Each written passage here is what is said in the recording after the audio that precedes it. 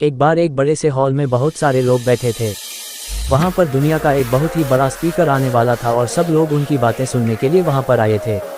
लगभग 10 मिनट के बाद वह स्पीकर स्टेज पर आ जाता है और वह बोलता है कि अगर आपने मेरी बात ठीक से सुन ली और समझ ली तो आपकी ज़िंदगी पूरी तरह से बदल जाएगी।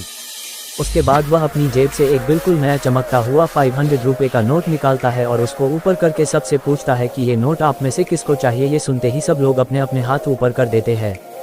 वह स्पीकर बोलता है कि ये नोट मैं आप में से किसी एक को दूंगा, लेकिन इसके लिए आपको थोड़ा वेट करना होगा।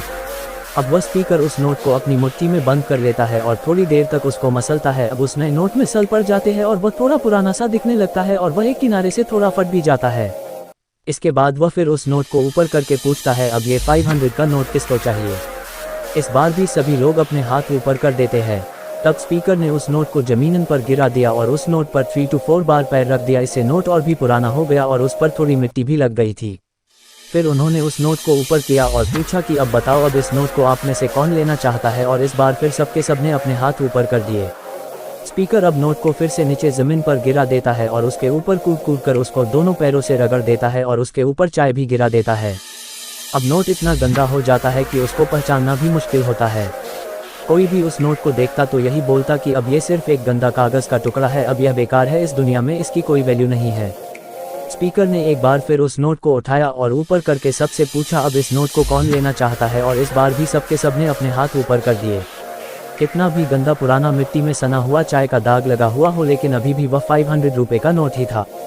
जिंदगी कई बार बड़े बड़े झटके देती है। आप एग्जाम में फेल हो जाते हो या जॉब के इंटरव्यू के बाद आपका सिलेक्शन नहीं होता।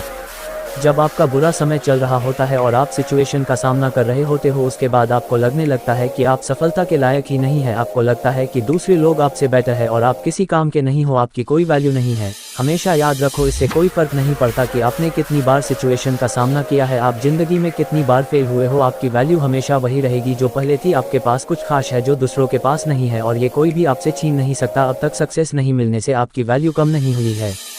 आप अभी भी अपने बारे में कितना भी लो फील कर रहे हो, उससे कोई फर्क नहीं पड़ता। जो लोग आपको अच्छे से समझते हैं वो लोग आपके वैल्यू को उतना ही मानेंगे जितना पहले मानते थे। तो अपनी वैल्यू को समझो और कुछ बड़ा करके दिखाओ। ऐसे ही मोटिवेशनल स्टोरी, कोट्स और हिंदी मोटिवेशनल स्पीच के लिए आप मोटिवेशन की आग पर आकर पढ़ सकते हैं। धन्यवाद।